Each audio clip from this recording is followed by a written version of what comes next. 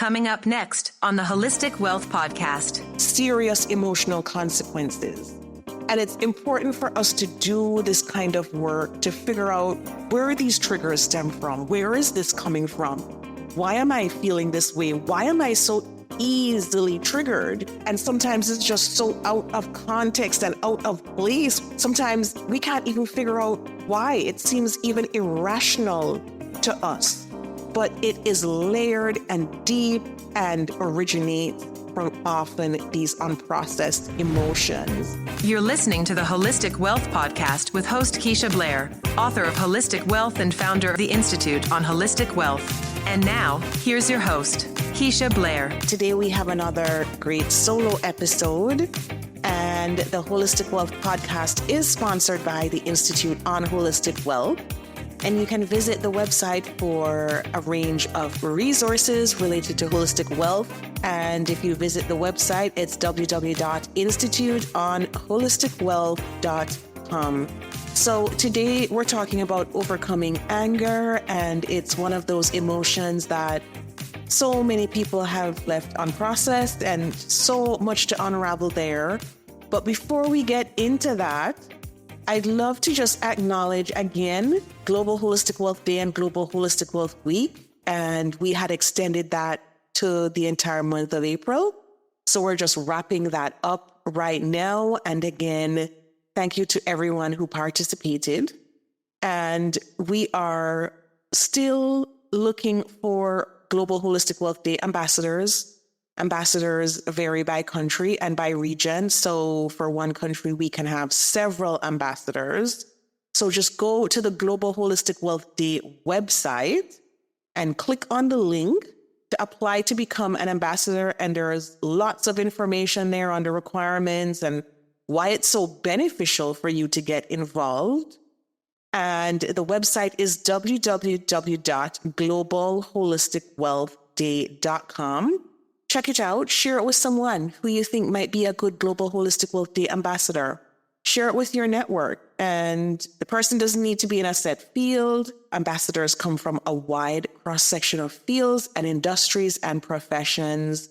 So it's not limited to one area. So getting into this topic, it's such an important topic because there's so much anger and frustration now across the world, especially across North America, in other parts of the world, whether it has to do with wars, whether it has to do with relationships, whether it has to do with the economy, inflation, and the cost of living, or friendships, or just anything, a toxic job, an illness.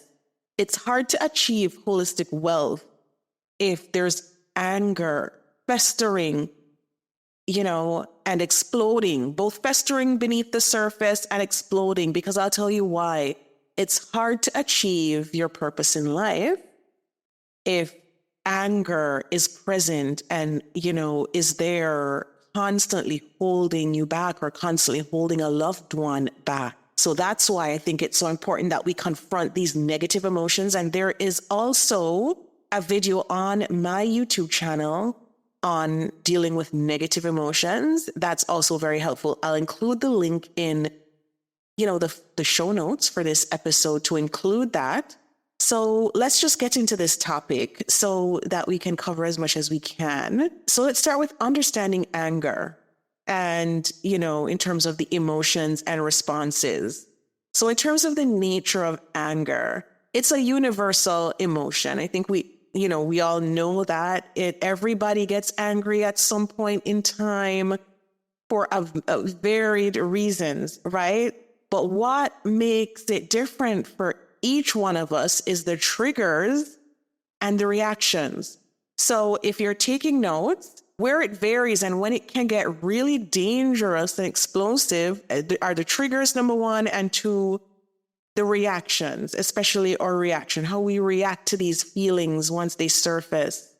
So it's crucial to recognize that the root cause of anger is also a lot of the time internal rather than external. I know some people are going to say, well, what about the guy that cut me off at the stoplight the other day? He was completely responsible for my anger when I exploded in my car. And on some level, I get that, but how we cope how we react is a function of our internal processing. So what are the root causes of anger? Often anger stems from unprocessed emotions, dating back to childhood, leading to adult reactions that are disproportionate or inappropriate for the situation. So unprocessed emotions, just to give you like a definition for that, unprocessed emotions are emotional responses from past experiences that have not been fully acknowledged or dealt with. And so I often coach people in money trauma. And in that, we talk a lot about childhood trauma and how it lingers and manifests in our adult relationships and our adult lives in response to even financial trauma, money, or relationships, or emotions, parenting. It really does spread across all of our lives. And so this is why this is so important. And of course, dealing and coping with it is key, is critical. And how do we deal and cope with it? So one of the things that we need to recognize is that gap between our expectations and what we're experiencing. And that can help us manage the anger, because a lot of our failed or unrealized expectations stem from that gap. There's a gap between what we expect and what we're experiencing. And that triggers anger in a lot of cases, even though sometimes it really doesn't need to be the case. So when reality doesn't meet our hopes or our desires, then anger can result from that. So I want to talk about like two different types of anger. We have people who hold it in, right? And they stuff their anger in. They don't talk about it. It lingers beneath the surface, bubbling up. I've heard this analogy before that people who lock it in, they stuff it in, those are the stuffers.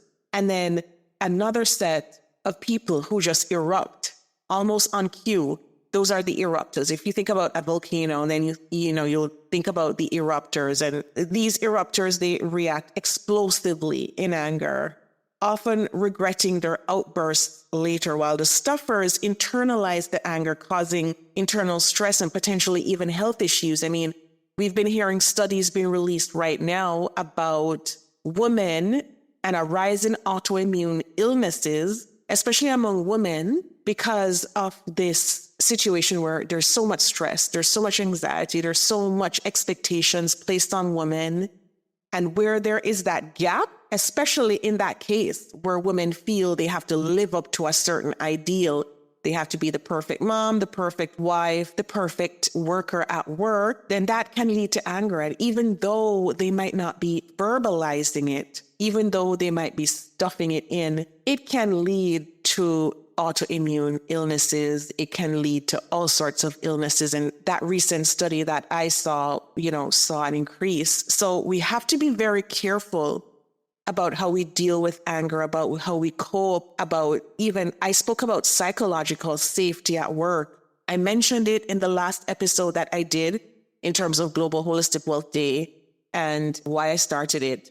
And having that psychological safety at work is just one way in terms of a workplace setting where, employees can speak up and feel empowered to speak up about issues facing them so that it doesn't create anger and frustration when the environment isn't psychologically safe. So it's critical that, we confront these issues so that, we can take the practical steps to manage that anger. And that's what I'm going to get into now. What are the practical steps to manage it? Because anger also destroys relationships. Romantic relationships, platonic relationships, relationships at work, in your community, all around. And relationships are a key bedrock of holistic wealth. So we want our relationships, especially the ones that we're prioritizing in our lives, we want those relationships to be strong and healthy. So how do we manage this anger so it doesn't spill over into our lives and cause more havoc and prevent us from reaching our purpose in life and prevent us from achieving holistic wealth? We need to find those practical steps. So number one, identify the trigger. What's the trigger for that anger? understand what specifically is causing the anger. So the first step is to identify your triggers. It might be several triggers. Take an inventory.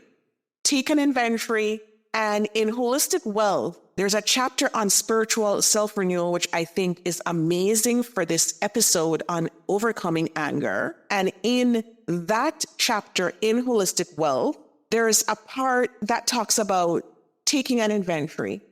Because so many people have dry bones walking around, they have dry bones festering, the anger, the frustration. And I spoke about those dry bones in that chapter. It's chapter 19 in Holistic Wealth Expanded and Updated. It's chapter 19. It starts on page 135. And I've referenced it before on this podcast episode. And it's very instructive for this episode on overcoming anger. And if you know someone in your life who's suffering from it, who needs some tips, maybe it's just some practical tips, get them a copy of the book. Buy them a copy of the book. Don't even, wait. Just buy them a copy of the book. If it's a loved one in your life, if it's a child, if it's a spouse, if it's a parent, a niece, a nephew, a friend, a cherished friend, get them a copy of the book because there's so many facets of holistic wealth. It spans the gamut in our lives, and it's really instructive for this episode. When we talk about doing that inventory to find the triggers of your anger, that's the first step. And in the book, and I'm just going to read a couple lines from page 137 in Holistic Wealth in the Expanded and Updated edition. The very first step in taking a personal inventory is to survey your valley, survey your landscape. Are you standing with mostly dry bones, that failed relationship, a divorce, the death of a loved one, a business that failed, or a career that never took off? These can physically, emotionally, and spiritually consume our very existence and block any hope of self-renewal or personal growth. And I go into talking about that personal inventory to explore our deepest feelings and bring these issues to light. And when you're doing this, think about also your childhood. Think about your childhood. And I go into the chapter into the various ways that you can do that. And in terms of setting the direction of progress in your life and renewing hope and motivation. Now, these are also critical. And as you're going through this exercise to identify your triggers, I want you to really dig deep and think about your childhood until now. In the Trauma of Money certification program that's delivered through the Institute on Holistic Wealth, I think that's another course that is very, very helpful for this. I coach my students on really charting their personal disruption timelines from childhood to now. And in that way, you can identify kind of the most significant events that happened in your life that might have caused serious emotional consequences.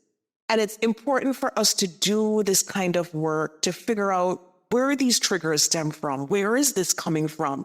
Why am I feeling this way? Why am I so easily triggered? And sometimes it's just so out of context and out of place. Sometimes we can't even figure out why. It seems even irrational to us, but it is layered and deep and originates from often these unprocessed emotions. So number 2, acknowledge your feelings. There's some people who are in denial about the level of anger that they're harboring. They're in denial about the events that cause the anger, whether it's trying to protect someone else, whether it's just trying to block out and forget the past. But we often need to reckon with the past.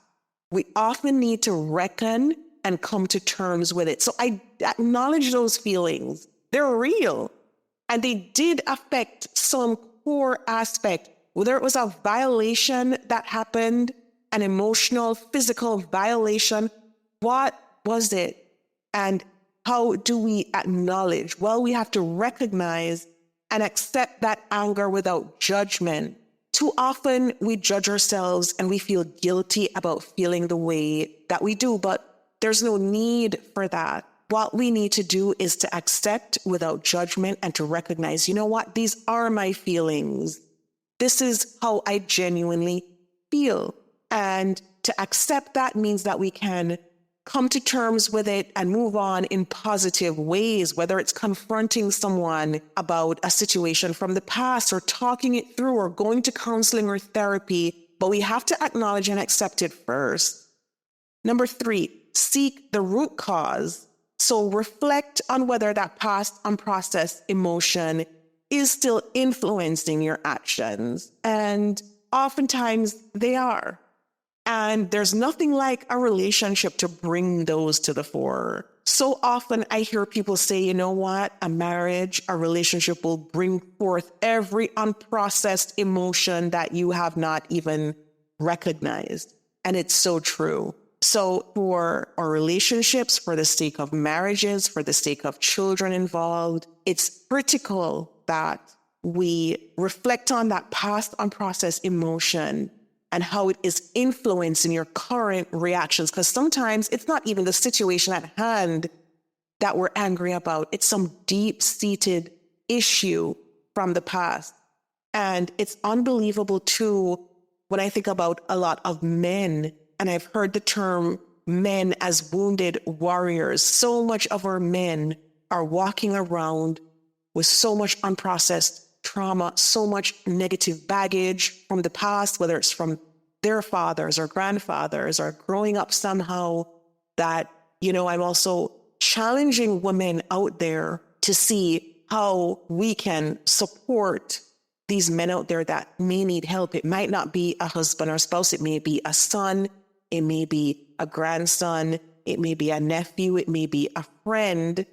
But we absolutely are called to do this, and imploring mothers out there as well to nurture sons by allowing them to talk about their feelings and really sitting down and getting them to open up about what's bothering them.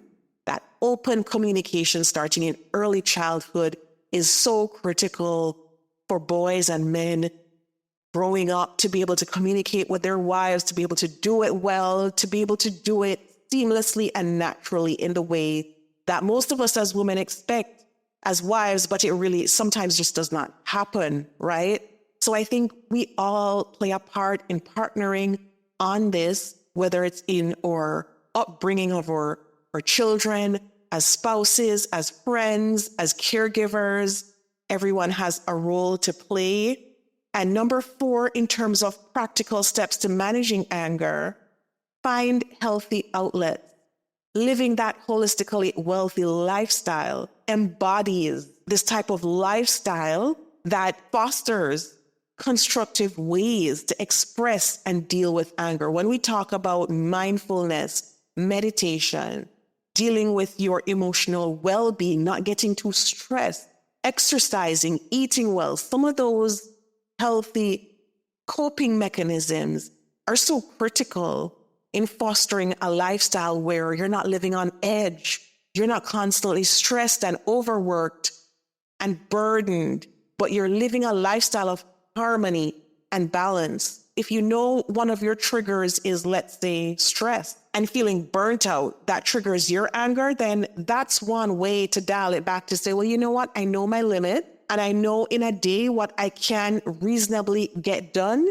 And if I can't get it done, that's fine. I'm not going to guilt trip myself into thinking you're not productive enough or you're not doing enough, because I know that if I get overstressed and overburdened, then that anger will start to fester. So that's how much self-awareness we need when dealing with these things.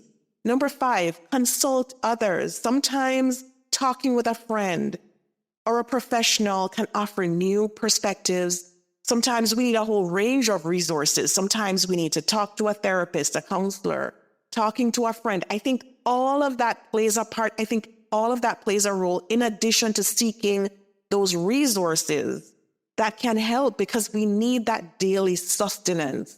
When we talk about spiritual renewal, and I brought that up earlier, it's a daily practice. If you find that prayer, meditation, getting into the word also helps, then do that. But it has to be done on a regular daily basis to feed your soul, to feed your emotions, to feed your spirit. And there are other resources like books and podcasts that can help just to keep on that road to improve, because it takes daily habits. It takes a constant process of renewal, renewing that hope and motivation to reduce that anger and to live a kind of lifestyle that's conducive on that, because anger and the expression of anger can significantly affect our family dynamic, potentially harming the emotional development of children and grandchildren. So when we talk about anger in the context of a marriage or relationships, managing anger effectively is essential to prevent it from damaging or important relationships. When we talk about healthy versus unhealthy anger, healthy anger motivates action against injustices. So when we talk about channeling healthy anger, we're talking about channeling actions against injustices like poverty, inequality, racism, whatever kinds of social justice areas. So that's a good way to channel healthy anger. When we highlight these injustices and we take action that improve the lives for others. But unhealthy anger manifests through destructive outbursts or suppression, causing personal stress, anxiety, even physical health issues like high blood pressure, heart attacks, heart disease. I spoke about autoimmune illnesses before. All of that comes into play when we can't manage anger, and those outbursts. So this is such a very important topic, because managing anger is not about just suppression, but it's about understanding its origins, the triggers, and the healthiest ways to deal with it. So by recognizing the internal sources of our frustrations, we can learn to place our anger in its proper context and respond in ways that are constructive rather than destructive. Because what we want to foster are healthy, constructive habits, not unhealthy, destructive habits. And of course, there's so much healing in moving towards a path that is healthy. So on this podcast, we've spoken about vulnerability as a strength before, but vulnerability can also lead to overcoming anger, because by embracing our vulnerabilities, we can open up. We can open up to others. We can open up to our spouse. We can open up to a therapist, counseling that will help us through these issues by becoming vulnerable and, really getting on a path to transformation. So I'm so happy for, those of you who've been able to follow along on this journey on the Holistic Wealth podcast. And, I'm hoping that you will share this episode with a friend who might need this information, because so many people are dealing with anger on so many different levels, and this can really help. So share this episode. I'm going to, challenge everyone listening in to share this episode with 3 people. If you can find 3 people to share it with, I think, our society as a whole would be so much better off. Our relationships, when you think about anger management and conflicts, even in marriage and even in relationships, there's so much of that now because people are so stressed and anxious about the future, especially with the state of the economy, the cost of living and all of that, the cost of housing, with everything. But I think if we find healthy ways to cope, knowing and channeling the holistic wealth mindset and the holistic wealth method that I outlined in my book, Holistic Wealth, and fill your holistic wealth bank account with things that enrich you, the things that make you happy, things that make you feel enriched and whole. Those things minimize anger and frustration. And it's amazing once we start filling up our holistic wealth bank accounts with enrichments and additions, then it compounds. It's like compound interest. And anything or issue or person that constantly depletes you, leaving you feeling bankrupt, Those are the things that you want to eliminate. That leads to anger as well. And in the book, I spoke about the holistic wealth method, and that is it in a nutshell. And the mindset as well also helps with reducing anger. Just knowing that whatever you're going through right now is temporary. It's not permanent. It won't last. There's hope. There's always a new day. And there's hope and faith in knowing that you are here for a reason, that you were made uniquely whole. You were made to manifest a certain purpose in this life. You're not here by mistake. Your existence is not a mistake. You are perfectly and wholly made. And I just wanted to say that because I know so many people are having a hard time dealing with different issues. So we're here to walk this journey together. I'm so happy that even on the days where I don't feel like delivering podcast episodes, that I can dig deep because I know there's someone out there who needs a bit of encouragement today, who needs some hope today that I can touch with this episode. And so if you could share this in your network, we're grateful. And if you're listening in, if you haven't left a review for the podcast, please do leave a review on Apple Podcasts or Spotify or whatever platform you've listened to this on.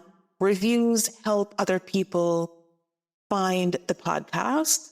So your reviews are very helpful in addition to your sharing, the different episodes. And of course, if you've read Holistic Wealth, please leave a review on Amazon or wherever you purchase the book.